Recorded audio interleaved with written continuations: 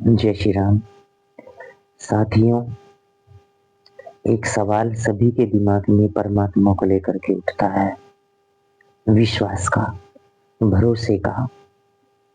परमात्मा पर किस प्रकार से भरोसा करें, विश्वास कैसे करें कि वो है या नहीं है, कुछ होगा कि नहीं होगा, मैं भक्ति करूं वह मिलेगा या नहीं भी मिलेगा, कुछ प्राप्ति होगी या नहीं होगी।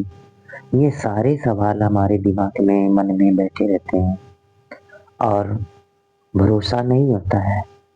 और इसी अविश्वास के कारण हम आगे नहीं बढ़ पाते हैं, हम भक्ति का आरंभ नहीं कर पाते हैं, योग का आरंभ नहीं कर पाते हैं, प्रभु से प्रेम का आरंभ हम नहीं कर पाते हैं। भरोसा नहीं है कि हमारे द्वारा ये सब हो जाएगा, हमें प्राप्ति हो जाएगी।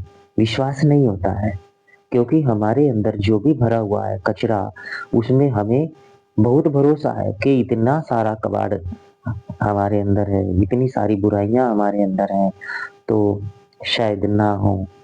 भरोसा नहीं होता है। लेकिन संसार से जब आप प्रेम करते हो, जब आप किसी व्यक्ति से प्रेम करते हो और जब प्रेम हो ही जाता है, तब आपको भरोसा अलग से नहीं करना पड़ता। भले ही शायद आपको बाद में धोखा मिले, लेकिन जिस समय आप प्रेम करते हो, किसी के प्रेम में पड़ जाते हो, तो विश्वास भी हो जाता है, भरोसा भी हो जाता है। संसार से प्रेम करते हो, भरोसा खुद हो जाता है, स्वयं हो जाता है, अलग से करना नहीं पड़ता। फिर परमात्मा के बारे में क्यों सोचते हो? वह तो धोखा भी नहीं देगा। हर जन्म में परमात्मा आपका था, आपका है और आपका ही रहेगा। धोखे का कोई चांस ही नहीं है, फिर भी आपको भरोसा नहीं है।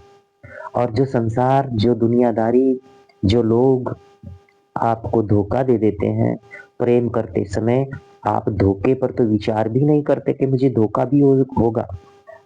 इसलिए साथियों, जिस प्रकार संसार से प्रेम करते समय, संसार के प्रेम में पड़ते समय, संसार के प्रेम में फंसते समय आपको भरोसा होता है, इसी तरह, ठीक इसी तरह भगवान से एक बार प्रेम कर लो, धोखे का तो सवाल ही नहीं है। जो भी होगा भरोसे से होगा। जय श्री राम।